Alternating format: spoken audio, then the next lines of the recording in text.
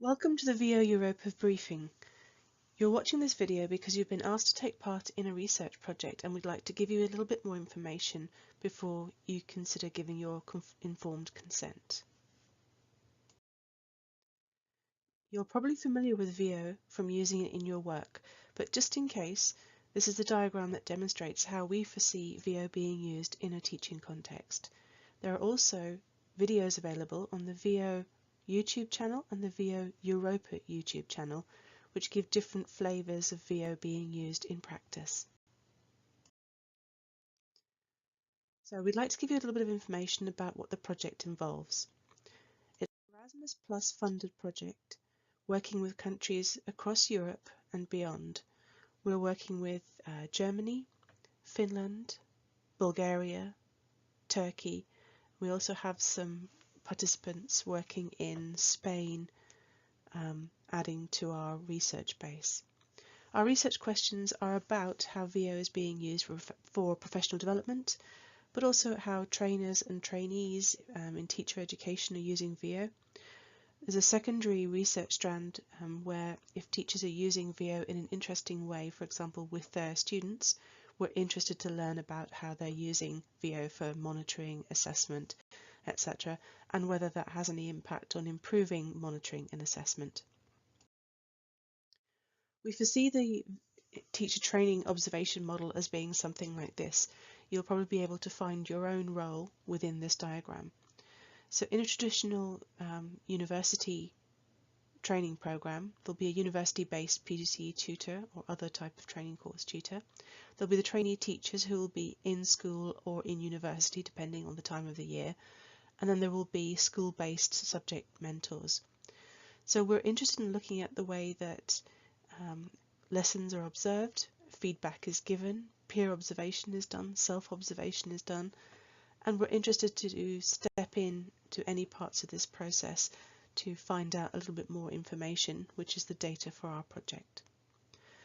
There are two main scenarios for lesson observation. Firstly will be the more traditional peer lesson observation where one teacher observes the other, and then afterwards they do a feedback or review session, they make some notes, and the teacher reflects on how that lesson has gone. And that forms a part of the data for the project. When we talk about reflection, this can be in the form of a video diary, which some people like to do, some written notes because that's what they have to do for their course, or it could be an extract from an assignment that's part of the course. The reflective material format is quite varied, and that's absolutely fine for our project.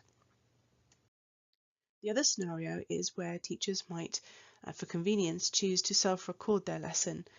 In this case, they may not have the obvious feedback session, but they may have a feedback session either remotely or in person with a university tutor or with somebody else, and that's still interesting to us because that reflection and feedback is our data.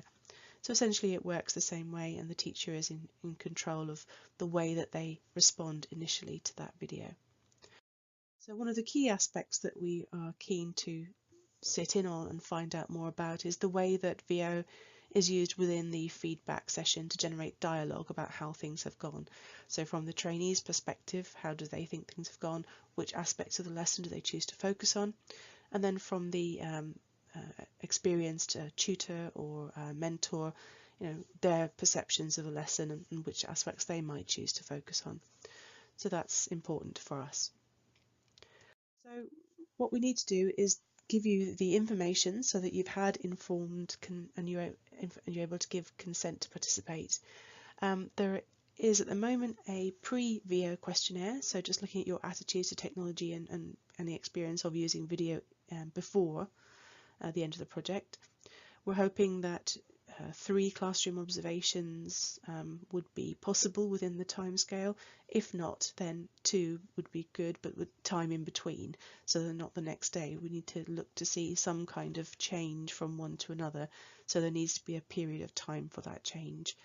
And that you'd be okay to be involved with an interview or focus group at the end so that we can ask questions, ideally with access to VEO, so that if there's something you want to illustrate and say, oh look, this is how we've used VEO, that would be excellent for the project. You should also find on the location of this briefing video the consent form. If you have a look through the consent form and read it carefully, any questions could be posed back to the research team. But essentially nothing happens without your consent. So although we are obliged to make you aware that we would like, if possible, to use some photographs or perhaps video in different parts of the project, that would not be without your consent, and we wouldn't be identifying you. So one example of that would be if you were doing something particularly interesting, perhaps I might ask if I could take a sort of staged photo of that, perhaps where you are or are not identified. But regardless, let me make it very clear that we wouldn't be doing any of that without your consent. If you have a look at all of our social media and web channels, you'll see that there are no schools or teachers identified in any way. Anything that we might have used visually is usually created from graphics, or it's a photo that's been artistically filtered so that you have no idea who's in the photo. So please rest assured that we won't be putting anything on YouTube that identifies you in any way. The full details of the research team are here. So my name is Elizabeth Hidson. I'm at Newcastle University. We have a website that has all of the project information, the wider project information. We have a Twitter feed at VEO Europa. We have a Facebook page which has some of the same information depending on which channel you like. And on YouTube, apart from the VEO product channel, we have a VEO Europa project channel which has some training videos to support teachers in other stages of the project. That might be something useful. Any requests, let us have them and we'll try and get something on there to help people. Please do ask any questions, use any of those channels, and I'll be happy to give you that information. But if you feel that once you've had a look through and read the consent form, you're happy to proceed, then a scanned version of that, or wait till I see you in person to let me have a signed copy of your consent form.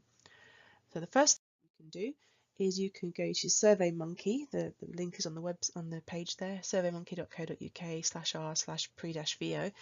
And I think there are 11 questions just about technology, video, professional development, and you respond to them from your own perspective. So if something doesn't quite fit, then explain that or put an NA just to let us know. Okay, thank you very much for watching, and please do get back to me if you have any questions at all.